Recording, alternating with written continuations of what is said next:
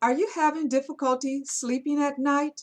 Or have you had problems sleeping for a long time, but suddenly, since the pandemic, you find that your symptoms are so much more severe? If you haven't already subscribed to my YouTube channel, I hope you will, and hit the notification button so you can get notified when I upload new videos. I usually upload new videos every Wednesday, and I'd love to have you as a subscriber. I'm Dr. Hamilton Stubbs. I'm a doubly board certified sleep specialist. I'm also certified as a nutrition specialist. And this is my YouTube channel, drhamiltonstubbs.com. And thank you for coming. So during the pandemic, the rate of people having problems with their sleep almost tripled. And this is thought to be something unique to the pandemic.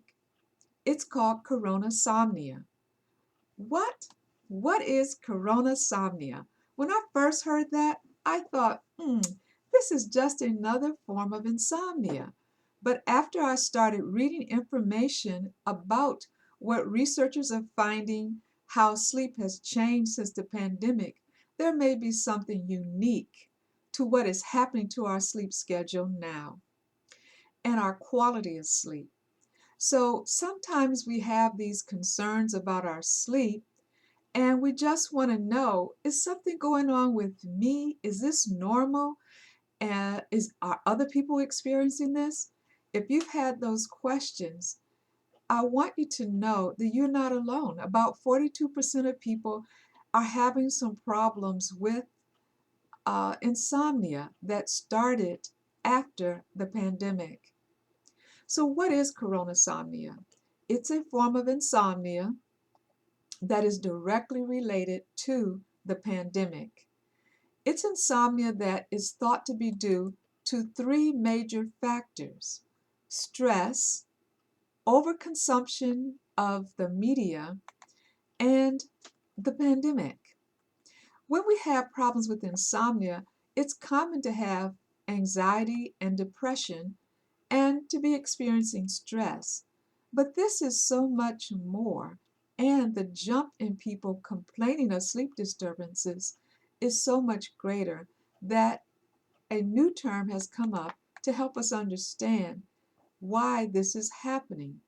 Coronasomnia is that term. People with coronasomnia can have anxiety, depression, and excessive stress, just like people who have insomnia in general. Insomnia is a common problem and is characterized by difficulty falling asleep or difficulty staying asleep.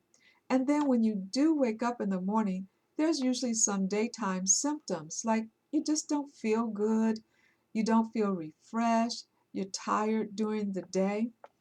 But the corona insomnia has an acronym associated with it, and it's called Fed Up, which is probably appropriate because many of us are fed up with the things that are being required for us to stay safe during the pandemic. So if you're feeling fed up, you're not alone. But remember, it's important for us to do our part to decrease the spread of the coronavirus so that we can eventually come out of the pandemic. So, what does this mnemonic fed up mean? Financial stress. A lot of people have lost their jobs. Now, some people have done very well in the pandemic, but many have not. And some people have had a reduction in their work schedule, which means a reduction in their work. A lot of businesses have closed, especially small businesses. So, financial stress, emotional stress. We've lost more than 500,000 Americans, and most of us know someone who's been infected or even someone who has died from COVID-19. This is an emotional stress. The constant stress of wondering if you are going to become infected. Will you have the right supplies? Will you run into someone who is infected? This is all causing emotional stress. And at the end of the day, when we try to sleep, this emotional stress is keeping some of us awake. The distancing from others. Some people are touchy-feely people. They like to hug, they like to handshake. It's been more than a year, and they have to find other ways to try to fill that need. Hugging is actually good for our health. It boosts your hemoglobin. I don't know how virtual visits affect that. So, distancing is causing a negative impact on our health and our sleep. And it's unpredictable. One day we think that the pandemic is going to end in a certain amount of time. We take off our masks, relax the standards, and what do you know? We're facing another surge. We also don't know if the virus will continue to mutate, if our current vaccines are going to protect us from future mutations. Everything is so unpredictable. And then we have our professional concerns. And this is what that acronym FED UP stands for. The first initial of each one of those: financial stress, emotional stress, distancing, unpredictability, and professional concerns equal that mnemonic FED UP. So, what are the symptoms? Coronavirus insomnia or corona insomnia is characterized by some of the same symptoms that our other forms of insomnia are characterized, like difficulty falling asleep, difficulty staying asleep, having racing thoughts that keep you awake or wake you up, and then you're racing, your thoughts are racing while you're trying to figure out things, an elevated stress level, or symptoms of anxiety or depression. Daytime sleepiness. Now, this happens with a lot of forms of insomnia, but you feel tired, so you start taking naps during the day, and sometimes those naps are so long that they dig into the need for sleep at night. People are also tending to go to bed or go to sleep a lot later than usually, 30 to 60 minutes later than normally. And then on top of that, the sleep is fragmented or broken because of the insomnia factor. And so we're not getting the quality of sleep that we were getting prior to living through this pandemic. We have difficulty concentrating, focusing, and there's been some mood changes. So people are on edge, and we are seeing this in the news by the level of violence happening around the country. These are all symptoms that are characterized or characteristic of coronasomnia. So who's at risk? Almost everyone, because we're all going through this together. But there are some populations of people who are at greater risk. Those populations include people working on the front lines. These are your restaurant workers, your people who are in businesses where they have to come in and work. They don't have an option to work from home. We have people of color. The coronavirus or COVID is affecting people of color at disproportionate rates. And so this leads to stress and worry because people of color are losing more family and friends and experiencing COVID in a different way than others. People who are diagnosed with COVID-19 end up with sleep disturbance. And this could be because the virus tends to affect your lungs and your brain, two key factors that are important to getting a good night's sleep. The oxygen level is dropping, and the brain can become inflamed.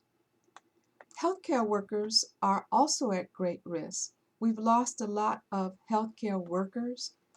Some of them have died, and some have decided that they will no longer work on the front lines taking care of people with COVID-19. The stress is just overwhelming. And then our students. All students are having problems or at risk for having problems with the coronavirus or corona insomnia. This includes our students in primary school as well as those in college and graduate school. So how are we going to treat corona insomnia? I do not recommend getting medication unless you absolutely have to. And that's because once you start taking the medication, you may become dependent on it. And continued use of sleeping medications can give you a different form of insomnia. So we want to try to address some of the triggers that we can address that are causing the problems with insomnia. Now, this video is not to give you medical advice, it's to give you information, and hopefully this is information you can share with your healthcare provider. You and the healthcare provider can decide whether or not you need more than the do-it-yourself recommendations that I'm going to give you. And by the way, if you haven't subscribed, don't forget to subscribe and hit the notification button. So this is the treatment for coronasomnia. It's very similar to the other forms of insomnia. You want to do things to try to reduce your stress. Part of that is realizing the things that you can control and the things you cannot control, and coming to a sense of peace that there's some things in this world that we don't have any control over. Those are the things that I recommend you pray about, turn them over to a higher being. For me, as a Christian, I have my higher being, and you will have yours if you're not a person who practices Christianity. So remember that stress reduction is something that is very important. And we have to come to terms with not being able to control everything in our environment. Try to control the things that you can. Exercise. This is a great stress reliever, but exercise also changes your body temperature, and it also helps stabilize your circadian rhythms. So when you wake up in the morning, within the first 20 minutes, try to get a little sun exposure. I always recommend that you protect your eyes from the UV rays with either a 4-inch um, a 4-inch build hat, some kind of sun visor, and your UVAB sun blocking glasses. You also want to pay attention to the time of day that you're outside exercising. I am in Virginia, so in the mornings before 10 is a great time to get outside because the UV rays are less dangerous. As we get closer to noon, those rays become more dangerous, and we want to avoid UV rays that are dangerous because they're associated with premature aging and, most of all, cancer. The sun is also going to give you a chance to make some vitamin D. The duration that you need to be out there depends on the complexion of your skin. Light-skinned people and Caucasians tend to need to be out there for about 10 minutes, and the more melanin you have in your skin, the longer you need to be out there. So it could be up to 30 minutes. Stabilize your bedtime. I know it's hard to get off the internet, stop watching all the endless news channels or binging on movies channels, but do try to stabilize your bedtime. By that I mean have a set wake up time and then try to get at least 5 hours of time in the bed. Preferably, you need 7 to 9 hours.